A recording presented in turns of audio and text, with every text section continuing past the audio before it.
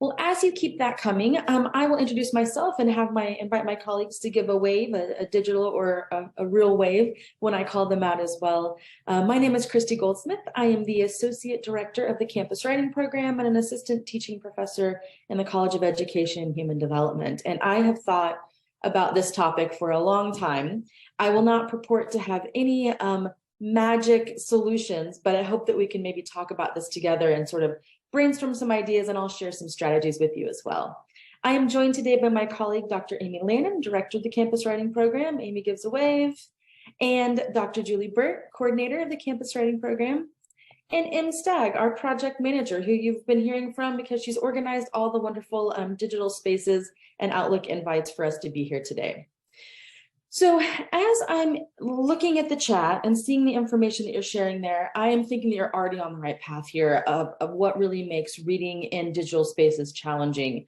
I especially appreciated, I think it was Cindy, who said that your eyes skip around when you're on a screen, right? There's no accident about that. We have been taught to read differently on screens. And so you're not dreaming that your eyes skip around. They really do sort of do different movements. Lots of information here about it's hard to highlight, it's hard to add annotations. It seems like it's hard to pay attention for a long period of time because there's another tab with Twitter right there next to it. One professor I've been working with says, I always find myself on New York Times when I'm supposed to be reading and writing because that's just what I want to do instead. So there's always something there that's more exciting and interesting. So we're going to talk about maybe ways to not necessarily mitigate these challenges, but sort of navigate through them and hope to get students and us perhaps a little bit more comfortable with digital reading and by using informal writing. So I'm going to share with you today a tiny bit of research. I think it's always useful to have a research foundation, so a tiny bit of research, and then we'll talk about some strategies and tips. And as we go throughout, I invite you to enter information in the chat. Julie's going to help me manage that and interrupt me if there's questions or concerns, to unmute it a few times where we're going to have some conversation, and we'll try to keep this moving because we only have 45 minutes.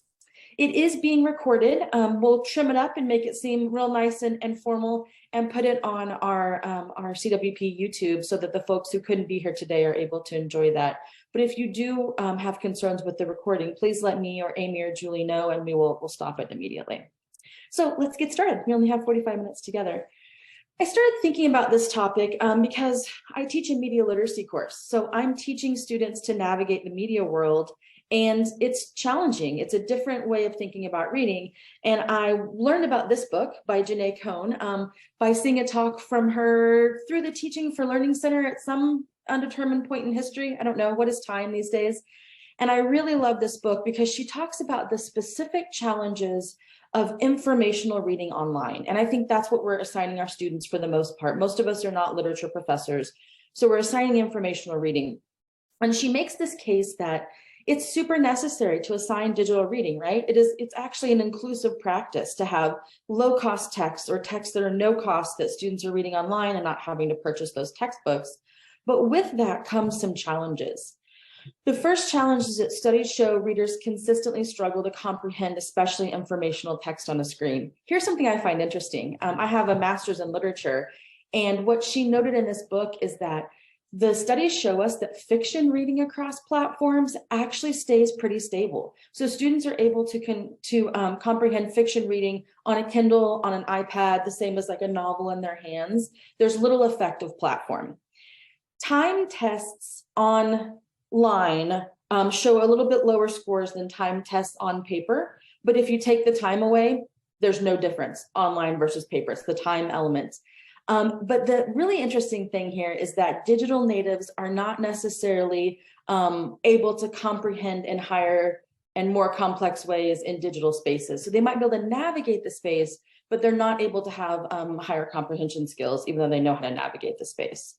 So what she talks about in this book that we'll talk about today is how can we sort of add a story to informational reading that helps us be able to take the informational reading that we're doing and make it more comprehensive and more comprehensible by adding a story to it so that we kind of get rid of that digital online effect. So we'll see if that works. We also know that we can't passively read informational texts, right? So if we're already having a bigger challenge online with informational texts, and then we're trying to passively read them, as perhaps some of our students do, it's really a double whammy there. And then, as Cindy pointed out, readers are conditioned to skim and scan in digital spaces. We actually read in an F format in digital spaces. We read across the top of the menu bar, whatever their sort of shortcuts they put there, and down the side, and then we skip around to look at what we're finding. Which works great if we're navigating a web page or the New York Times, right? But it doesn't work as well if we're trying to really understand content, informational text. And then finally, from a different study, the other challenge, but I also would like to point out it's a possibility, I think, that we can maybe access, is that digital reading is inherently more social than paper reading. When we read in a digital text, even if it's a digital textbook, there's hyperlinks, right? Like it invites us to click here and then go there and join the conversation in some way. And so that's both a drawback because it makes things very interrupted, but it's also a positive thing that I think we can bring to our classrooms. A little bit more about reading writ broadly. This is my favorite content area book. It really comes from like the grade 6-12 world, but I think the way that he talks about learning informational text is applicable to our post-secondary environment as well. So most of us grew up by, and maybe teach this way, by having a chapter in a textbook and then having some questions to answer, and we answered the questions and then we knew what was in the chapter, right? Well, that's maybe not so much the case for learning. So Buell shows a big comprehensive study, and he says that the primary method of directing students through classroom materials by asking them to answer those questions really does little to promote comprehension. And the reason for that is if students are reading through those lens of questions, of those maybe more discrete questions, not the big picture questions, they may accumulate a bunch of facts, but don't really know what to do with them, right? So they've sort of gone through the text and picked up some facts, but that deeper learning we hope that they do in our post-secondary environment, they don't really quite get there. And that's because comprehension is achieved when readers can organize their learning so they're able to articulate a personal understanding. So now this doesn't mean that they have to always connect it to their personal lives. I know some of your disciplines, that's not the case, right? That's not going to happen. But they're making their own personal understanding that makes sense to them, that they can grow. I would like to make a disclaimer. It is true that sometimes students just need to find some facts and move on. They just need to write a summary sometimes and move on. Janae Cohn says that we need to help students learn how to toggle between those types of reading, right? Between close reading, where we really dive into a text, hyper reading, where we sort of skim and scan and move quickly to find facts, and then an understanding of how the algorithm affects what we're reading. That's all true. We need to learn how to toggle and to teach our students that, but that's a strategy for a different session. So maybe I'll figure that out and present to you all at some other point in time.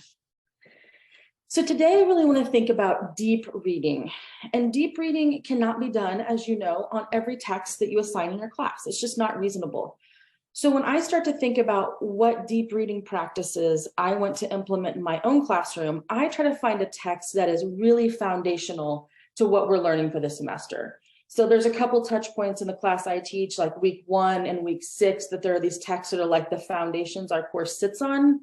So that's when I might take the time to do some deep reading practice.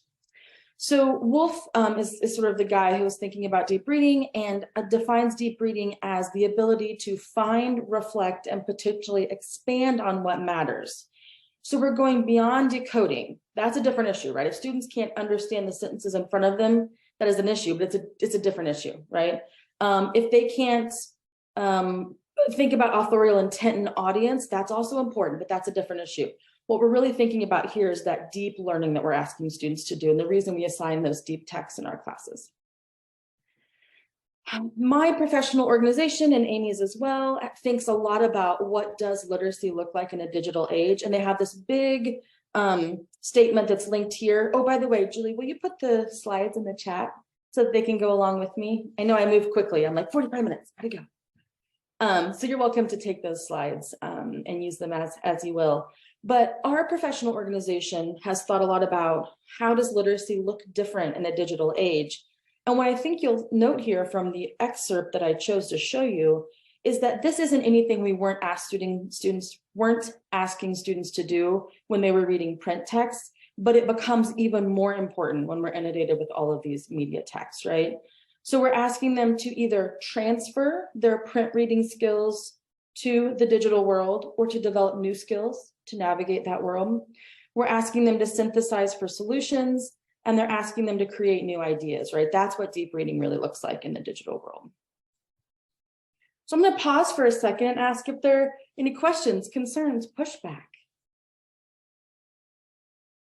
Feel free to unmute or put them in chat. Sounds like we're all on board so far, so I'm just going to keep going. All right, so let's talk about this. If we're thinking about transfer, so we know what works well, most of us for our disciplines, we know what works well in the print world. What are some strategies that you have found effective for reading print texts? What are some things you do? Throw it in the chat or feel free to unmute and just tell me. I'll use my old system of drinking my water and waiting. Oh, I like this, Ray. Reading the first and last sentence of a paragraph. That's a great strategy that we can transfer. Excellent. What else? I'm at the law school, and I talked to the incoming 1Ls, first year law students, about how to read more effectively, because they're having to read so much information. And this is an old trick, but I don't know that all students know it, to start with the table of contents, get an overview of the chapter, and then go to the section and read all of the section headings so that they have a roadmap in their head of where they're going. So that's one of the things that I just find invaluable. That's so useful, you know, for short text and longer text, because in the chat, we also have people that say they skim through the whole thing and look at the subheadings first, right? Or look at any images or figures that might be there. I know my science and engineering friends often read the figures first, right? Like I'm never going to read those. So if you put information in a figure, it's not getting to me. But science and engineering folks often read those first. So I think all of the points that we have in the chat here, the idea of highlighting key points, of writing free response papers. I did the same thing. I think that was Nicole. Yeah, I did the same thing. Determining a purpose before reading. All of that stuff works in the digital world, right? It might just look a little bit different because you can't pick the textbook up and highlight it like you're used to doing. So that's our question here. We'll spend the last 30 minutes talking about how do we help students. Some students need to develop these strategies, right? Some of them we're starting with ground zero, and that's okay. And some of them already have some of these strategies, but need help thinking about how to use those in digital texts. So the first strategy I'd like to share with you is one that I do in my classes, my graduate classes, my undergraduate classes, multiple times a semester. In fact, my students just asked me last week, they're like, can you do that thing again with the Post-it notes? That was great. So I'm going to share the thing with the Post-it notes for you. I think this strategy works really well when you're trying to have students organize those factlets. So let me explain factlets before we talk about the strategy. This is from that Buell book again, that orange one I showed you. And so when students read, they're often gathering those little factlets and they have them floating in their head, like on this graphic. And what we need to help them do is get to an organizing frame. So like someone said in the chat, create a purpose for reading, right? So purpose for all those facts that are floating around. And then getting to conclusions or big concepts or generalizations. And so sometimes the best thing to do to help them organize factlets, I think, is to have them just like get those factlets out, write them down. So different people call this different things. I've seen this called like a sorting activity. I've seen it called a Post-it note slam, but here's kind of how it goes. I put students in groups of 4 to 6. You can do it online or in person. And I have students pull up the reading. So I saw one person, Maro maybe said, they just don't do the reading. Yes, mine don't do the reading either. And so this is a way that I get them to I force them to read a little bit of it in class before we talk about it. And that way, at least they've read a paragraph or two, right? So they pull up the reading, whatever digital piece I've given them for the day. I hope they read it the night before. That makes it more helpful, but if they haven't, it's okay. And then I give each student a stack of Post-it notes, or if you'd like to save the environment, some cut up scrap paper. Give them a good stack, a stack of 10 or 20 of them. And I give them a marker, but you can have them use their own pen, whatever. And then I give them some thought starters and we start the rounds of what we're doing here. So what I have learned is that with these challenging articles that I give my future teacher students, they don't really know what to read for. There's not like information in there that they can be like, this is going to be a test question. So they struggle to read for information. And so I teach them early in the semester how to read through a frame, right? Or a lens of some sort. So for the article that we discussed in class a few weeks ago, my students were reading two different texts and they were talking about how English education is changing. And I said, here's some frames I'd like you to think about. Maybe think about past versus future. Maybe think about what traditional might be and innovative might be, or what the impact of space and place is on teaching. So I gave them all those frames and I gave them a second to kind of skim through their reading. And then we did round one. So in round one, it's just this sort of fact dump, right? Wherein they take a Post-it note and they write one fact or one idea from their reading on the Post-it note and they put it aside and they just keep going. And their job is to fill as many Post-it notes as they can ever fill, right? And so I give them 3 minutes. They probably would have liked like 5 minutes, but we want them to kind of fill up their stack.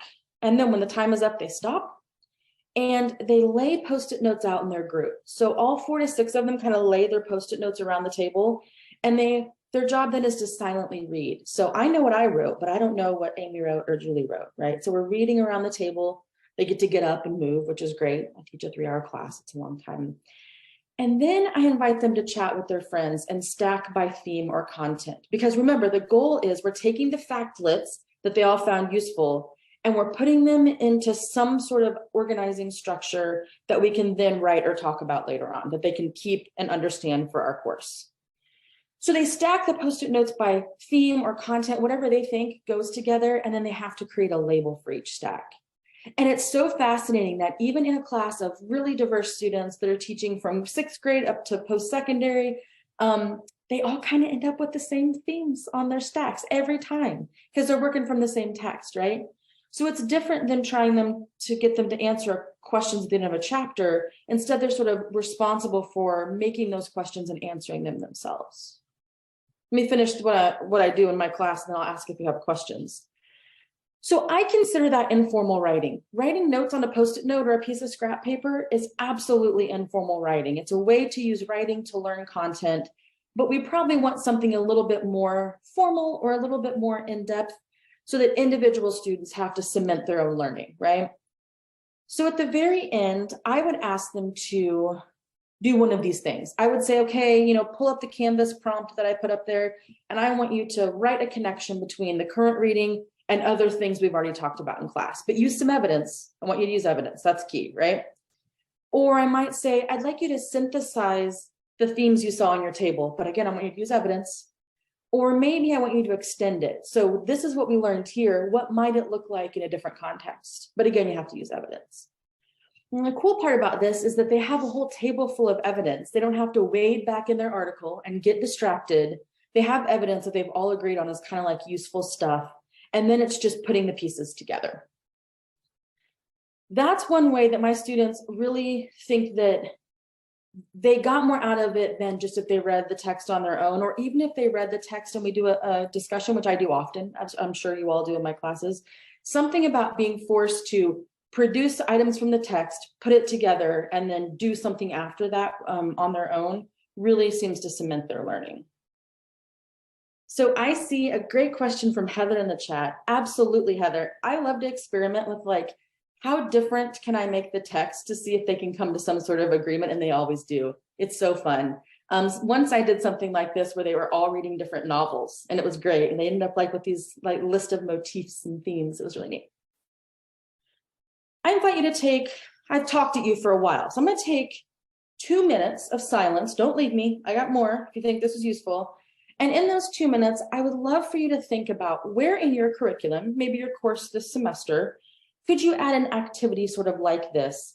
That remember, the goal is to help students learn how to navigate tough digital text and to gather those facts to use as evidence later. So where could you put that? You're welcome to write it in your own notebook, just your notes, or put it in the chat to share with everyone. But I'm going to stop for 2 minutes to let us just think and process.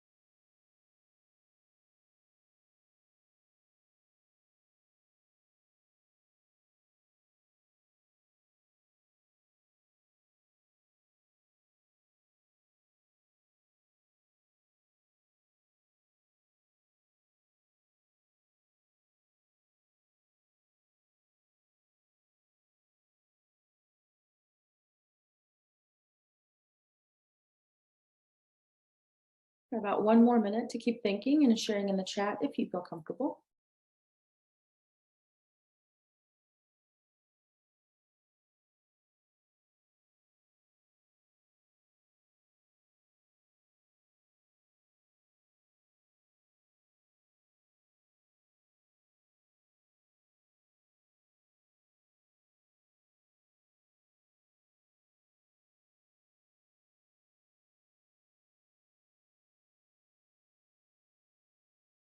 Finish your thought if you will.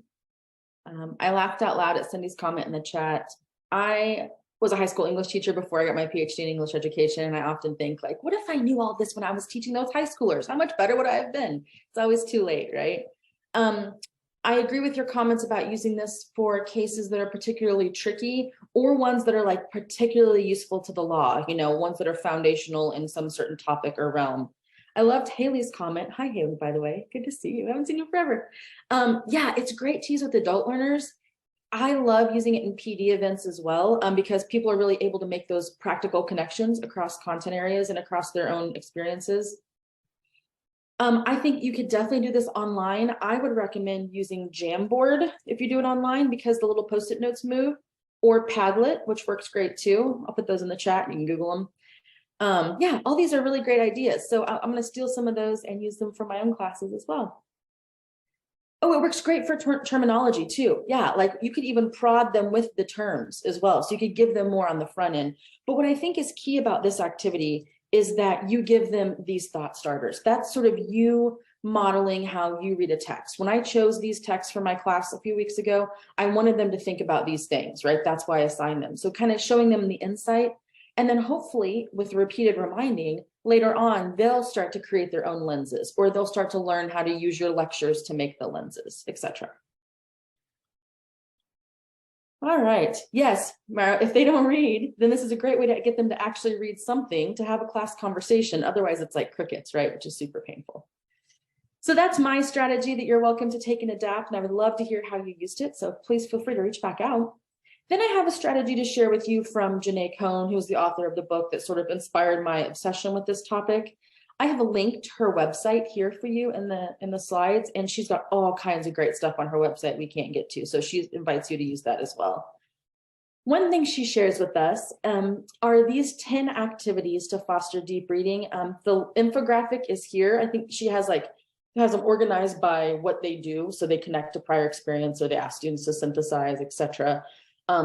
It links to a site there, and so you can use that. But I want to talk a little bit about her reading stories activity today, because the post-it note thing is like we all can get on board with that, but the reading stories thing is a little bit more radical. So here, I'd love to know what you think.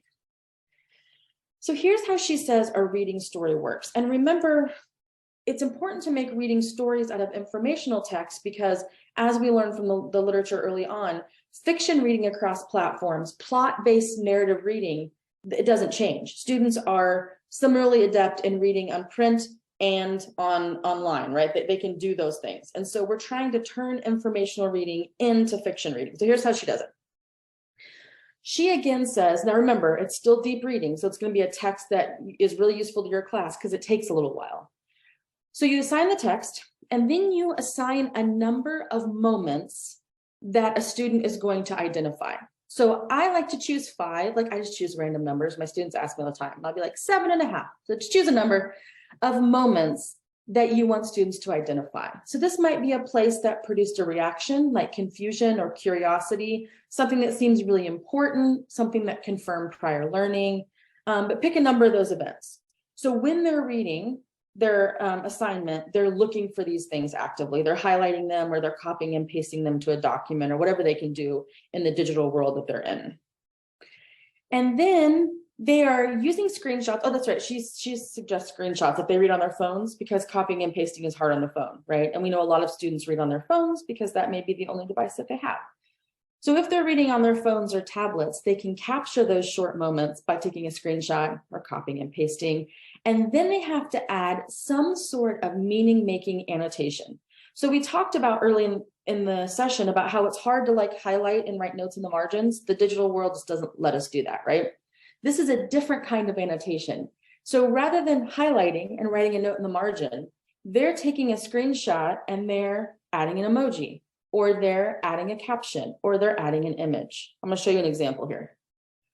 And then they're going to put the story together. So what's also important, and I learned this in my media literacy work, is that sometimes we have to break from the linear arrangement of the text to make meaning more strongly, right? To be more, to be deeper about the meaning that we're trying to gather from the text. So students often will go like, this happened on page 1 and this happened on page 2. This asks them to disrupt that. So they take all of their little bits of screenshots and they put them together into a linear story that makes sense to them. So it can be in whatever order they want. And remember, this is for informational text. So they're really making some interesting stories. And then they have to write an ending to the story. So maybe the ending of the story is, what did you take away from the reading? What pieces of information can you anticipate that might be useful later? How do you narrate your story? So maybe tell me the story in words. So they have to do something in writing to help solidify what they did in the screenshotting and the image adding. So here's an example. When I've done this talk before, I've given this really dense text that talks about digital reading online. And one of the sentences is this: non-human agents intervene in the conversation too, like algorithms that recommend books related to the one reviewed or show the most underlined passages of a text. Long sentence, weird words, right? So I was like, oh, that's a moment of understanding for me that the algorithm that we think is bad, right? It can actually be helpful because it can give us annotation hints. If you ever read on your Kindle, like a popular book, it'll say where other people have underlined. I find that fascinating. It's actually super helpful. And so I wrote this story entry, and then I added this little image of like, they look like they're maybe not that powerful, but they can be really powerful. So you would have 5 to 7 to 10 of these. You would string them together in a multimodal fashion, and then students would have to write they would have to write some sort of ending to that story. What do you think about this? Does this work for you? Is this too far for your content? I'll pause for a second.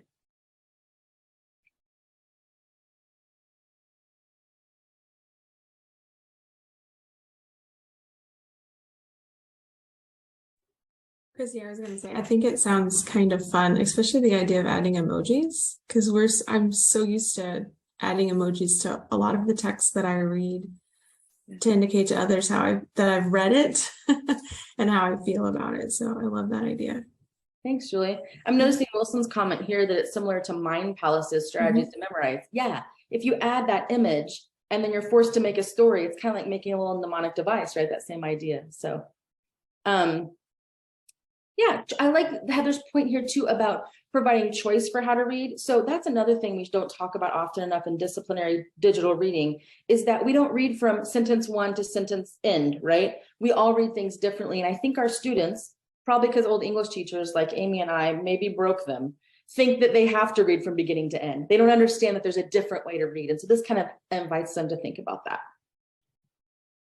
Here's a few more little random tips for you. Something else we know that's very well founded in the literature is that if students move from one mode to another, they solidify their learning. So if they are reading a printed text or a text on a website like words, then maybe have them switch to images. That's what the emojis are doing in that last example, right? Or if they're listening to a podcast, I love to assign podcasts and have them pick them apart, then maybe they produce something that is visual, right? So moving from one mode to the other is really powerful for making them do that synthesis. And it also seems more fun. It's very hard for our students, especially our students that have just survived a pandemic and spent a lot of time online. It's very hard for them to go from words to words sometimes, right? They need like a mediating factor in the middle to help them think before they produce more written words. We also talked about early on that we need to build in social opportunities because digital reading is social reading. And so part of that social opportunity is like, we talked about the Kindle underlining, right? That's a social reading practice. It can get very distracting, as Nihan put in the chat. So we have to be really careful about how we build in those social opportunities. But what those can do is help students make connections. So part of deep reading is that making connection, and doing that with informational text, especially very dense ones in upper division courses, is very hard. So of course, we often ask students to make connections in class. That's what we do. We have conversations and small group discussions. But what if we had them create a hyperdoc where they had to hyperlink other connected sources? What if we had them create a Twitter thread and they had to interact with their classmates' Twitter thread? Something that's shorter, that's lower stakes than a Canvas discussion board, and that is more authentic to the ways that they actually have conversations about things. Students always know what the big thing on TikTok is or what the big thing on Twitter is. Like, they can tell you what's trending right away, right? And so being part of that conversation is important to them. And so how can we take the informational stuff and make it part of a real conversation? And then I like to use lots of short formative assessments via writing. These are not new to all of you veteran teachers, I'm sure, but they're also hyperlinked. So Julie can probably drop those in the chat if she'd like. The 3-2-1 strategy is one that Janae also mentions in her book, and I have sort of gathered many different ways I've used that, but that asks students to synthesize their reading by finding 3 main ideas, asking 2 questions, finding 1 takeaway. You can change what the 3 and the 2 and the 1 is, but I like to use those for exit tickets, and I like to do it pretty often so that they are forced, they know that I'm going to check their reading and they're forced to make that meaning, and it's so much more fun to grade than like answering questions or something. This muddiest point is a link to, I think it's University of Florida's Teaching for Learning Center. And I love to use this, especially when I give a really dense theoretical text and ask them, okay, you read this text, what's a thing that you know, and what's the muddiest point? What's the part that you're like, I don't really know what that means? And then we can, muddiest point is pretty similar across them all. They pretty much come to the same conclusion about that. So we can talk about what makes it muddy. Is it the language? Is it new terms? Is it a really dense concept? Is it something that's new to them in general? And so that helps them sort of become metacognitive about their own reading, being like, okay, this is why I didn't understand it. How can I fix that? Do I need to Google a term? Do I need to have a meeting with my professor, etc.? So we do that in class, and it makes a nice social experiment as well. This is, I think, the takeaway that I bring to my own students. I tell them this. I actually use this quote in my class, that reading as an activity is not just about gathering information. I think we've taught them that inaccurately, right? But rather it's about constructing new meaning. So anytime I ask them to read something, they know they're going to be constructing new meaning from that.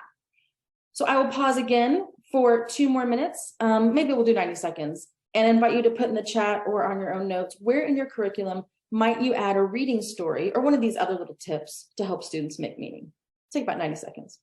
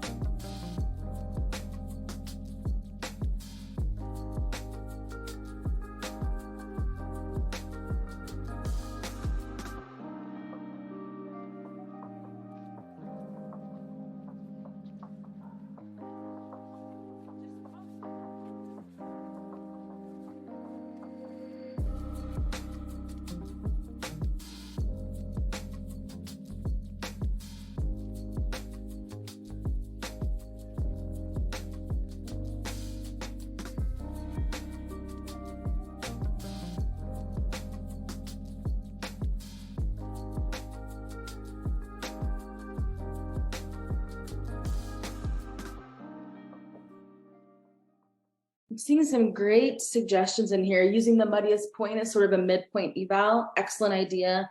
I like this idea of practicing a new assessment tool and then using it with others. I think that's a really strong way to put that social aspect in there and to give them the chance to practice. These are great ideas. So we talked about challenges early in our session today that you or your students have with digital spaces. And I want to know, and we can have just the last 10 minutes to have a conversation, what answers did you get and what questions remain? So let's just chat, and I'll stay around. We can have a conversation if you need to go. Thanks for having us.